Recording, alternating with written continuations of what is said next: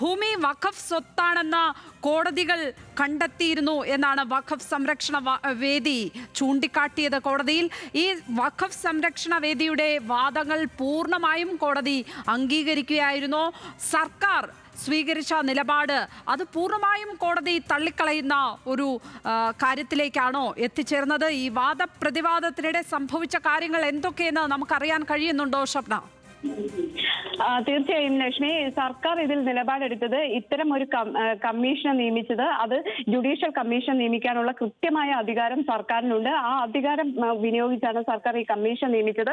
മറ്റൊന്ന്, ഈ കേസിൽ യാതൊരു വിധത്തിലും കക്ഷിയല്ലാത്ത അല്ലെങ്കിൽ ഈ ഭൂമിയിൽ അവകാശമില്ലാത്ത വ്യക്തികളാണ് ഈ ഹർജി നൽകിയിട്ടുള്ളത്. അതായത് ഈ വഖഫ് സംരക്ഷണ വേദി എന്ന് പറയുന്നത് മുനമ്പത്ത് ഭൂമിയുള്ളവരോ അല്ലെങ്കിൽ മുനമ്പം ഭൂമിയുമായി ബന്ധപ്പെട്ടല്ല, കേരളത്തിലെ വഖഫ് ഭൂമികൾ സംരക്ഷിക്കണം എന്നാവശ്യപ്പെട്ട് നൽകിയിട്ടുള്ള ഹർജിയാണ്. അല്ലെങ്കിൽ അങ്ങനെ നിലവിൽ വന്ന ഒരു സംഘടനയാണ് ഈ ഹർജിയുമായി കോടതിയെ സമീപിച്ചത്. അത്തരത്തിൽ കോടതിയെ സമീപിക്കുകയും അവർക്ക് ഈ രീതിയിൽ ഒരു വാദം ഉന്നയിക്കാനുള്ള അധികാരമില്ല എന്ന് സംസ്ഥാന സർക്കാർ നിലപാടെടുക്കുകയും ചെയ്തിരുന്നു. എന്നാൽ ഈ ഫറൂഖ് കോളേജും അതോടൊപ്പം തന്നെ ഫറൂഖ് കോളേജും ഈ വിഷയത്തിൽ വാദം നടത്തിയിരുന്നു. ഇത് മുനമ്പത്തേത് വഖഫ് ഭൂമി അല്ല, ഇഷ്ടദാനമാണ്, ഭൂമിയുടെ കൈവശാവകാശം ഉണ്ടായിരുന്നതാണ് തങ്ങൾക്ക് തുടങ്ങിയ വാദം ഫറൂഖ് കോളേജ് ഉന്നയിച്ചു.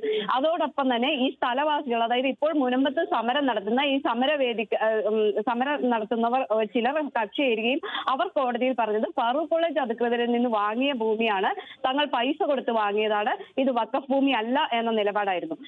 എന്നാൽ വഖഫ് സംരക്ഷണ വേദി പറഞ്ഞിട്ടുണ്ടായിരുന്നത് ഇത് കൃത്യമായി ഇത്തരത്തിൽ ഒരു ട്രിബ്യൂണലിൽ ഈ കേസ് നിലനിൽക്കുന്നു, അതോടൊപ്പം തന്നെ ഹൈക്കോടതിയുടെ പരിഗണനയിൽ ഈ വിഷയം നിലനിൽക്കുന്നു. ഇത്തരം സാഹചര്യങ്ങൾ നിലനിൽക്കുന്ന സാഹചര്യത്തിൽ ഈ ഒരു കേസുമായി അല്ലെങ്കിൽ ഈ ഒരു കമ്മീഷൻ, ജുഡീഷ്യൽ കമ്മീഷനെ സംസ്ഥാന സർക്കാർ നിയമിച്ചത് നിയമവിരുദ്ധമാണ്. അങ്ങനെ ജുഡീഷ്യൽ കമ്മീഷനെ നിയമിക്കാനുള്ള അധികാരം സർക്കാരിനില്ല. ഇതിൽ തീരുമാനമെടുക്കേണ്ടത് ഈ ജുഡീഷ്യൽ കമ്മീഷൻ, അതായത് ഒരു റിട്ടയർഡ് ജഡ്ജിന്റെ നേതൃത്വത്തിലുള്ള ഈ ജുഡീഷ്യൽ കമ്മീഷൻ ഇതിൽ തീരുമാനമെടുത്ത് ഇത് വഖഫ് ഭൂമിയാണോ അല്ലയോ എന്ന് കണ്ടെത്തുക എന്നത് നിയമവിരുദ്ധമാണ് എന്നായിരുന്നു വഖഫ് സംരക്ഷണ വേദിയുടെ വാദം.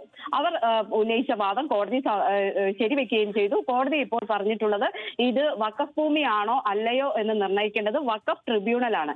വഖഫ് ആക്ട് അനുസരിച്ചാണ് ഇത്തരത്തിലുള്ള കാര്യങ്ങൾ കണക്കിലെടുക്കേണ്ടത്. വഖഫ് ട്രിബ്യൂണലിൽ ഈ കേസ് പെൻഡിംഗ് ഉണ്ട്, ഹൈക്കോടതിയിൽ ഈ കേസ് പെൻഡിംഗ് ഉണ്ട്. ഇത്തരത്തിലുള്ള കോടതി സംവിധാനങ്ങളാണ് ഈ രീതിയിൽ തീരുമാനമെടുക്കേണ്ടത്. പകരം ജുഡീഷ്യൽ കമ്മീഷൻ അല്ല.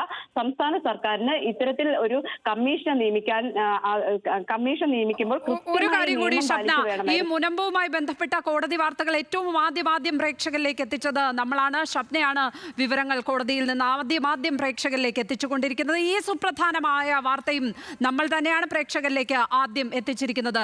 ഇനി അറിയേണ്ടത് സർക്കാരിന്റെ തുടർ നീക്കം എന്നുള്ളതാണ്. എന്താണ് നമുക്കറിയാൻ കഴിയുന്ന വിവരങ്ങൾ ഷബ്ന?